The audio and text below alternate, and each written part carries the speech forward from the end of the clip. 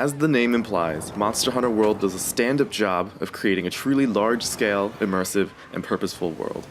Full of life and personality, the vibrant environments provide a stellar backdrop to one of the best action-adventure RPGs made to date. When the series first launched, it was hard to liken it to any particular genre, as the machinations of the gameplay were so niche and unique. However, the easiest comparison to make today is saying it's Souls-like, despite preceding Demon Souls by 5 years. It strikes the middle ground with absolute finesse between the slow, patient action that Souls games are known for, and the breakneck speed and complicated movesets of games like Nioh. There is enough weapon variety and depth to the combat to fall down a combo rabbit hole, but it's forgiving enough to be accessible and enjoyable to a wider audience. The game design eases the player in at an incredibly well-paced cadence. For example, the first monster has a front-facing defense mechanism, so mastering movements in different hit zones is paramount. The next monster emphasizes status ailments, forcing you to consume items in a methodical way. The third monster follows a fixed route around the map while sticking to the preferred areas, teaching players to take advantage of the behaviors and patterns the monster exhibits.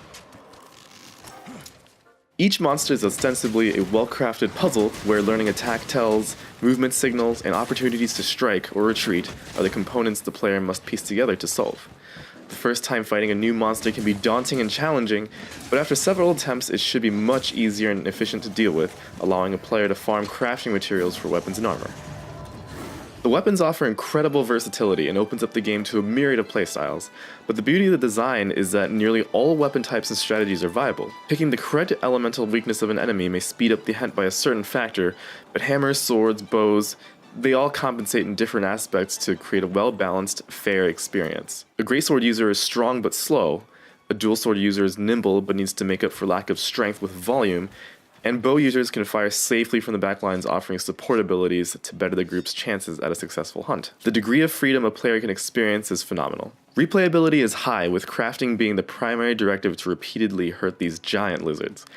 Once the player defeats the initial story mode version of a monster, they can take part in investigations, which are variations on the hunts where one aspect of it is tuned to be more difficult by lowering the allotted time, limiting the number of players allowed, or having to slay more than one enemy at once.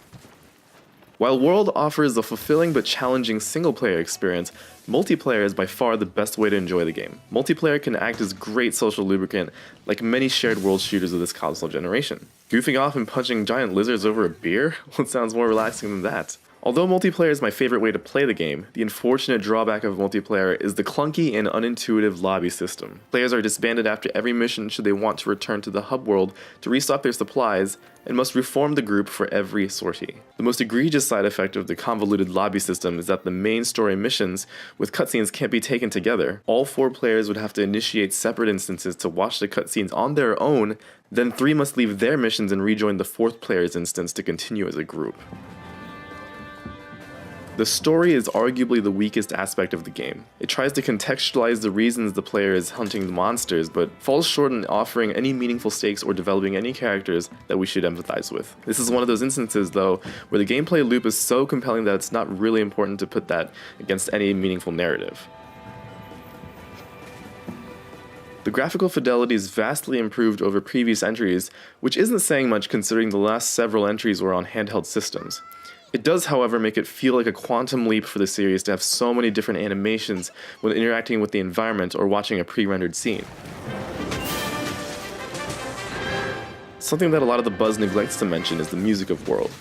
Many monsters have their own unique themes when encountered and are incredibly varied across a wide spectrum, representing the spirit of the creature in an incredibly convincing way. However, the variations on the original themes are the true stars of the soundtrack. The Monster Hunter fanfare is an instantly recognizable tune.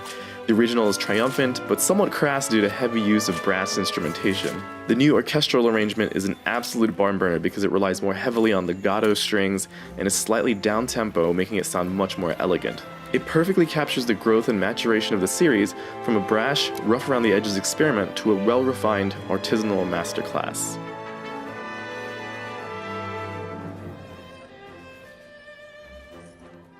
Monster Hunter World is accessible to new players and veterans alike and is a must-buy, must-play. It offers a refreshingly titanic amount of content without being associated with negative microtransactions or being shoehorned into games as a service model that seems so common nowadays. Multiplayer is a blast and a half and is a great way to wind down with friends. It truly sets the bar for games being designed for fun rather than for profit. Pop Culture Bento proudly gives Monster Hunter World the highest rating of Supreme.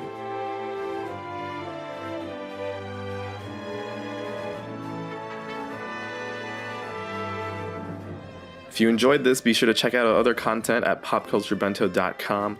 Follow us on Facebook, Twitter, and Instagram at popculturebento. Don't touch that dial because we have more reviews planned down the road.